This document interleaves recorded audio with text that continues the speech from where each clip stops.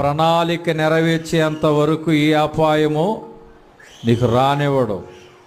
ఆయన చిత్తము నెరవేర్చబడిన తర్వాతే, దేవుడు పెట్టినటువంటి దినములు నిండిన తర్వాతే దేవుడు నిన్ను ఈ లోకములోంచి తీసుకెళ్తాడు. ఇప్పుడు యేసేపు జీవితము మనందరికి ఒక మాదిరి. ఆయనలో మనం చూస్తుంది ఏంటంటే ఫలించే అనుభవం.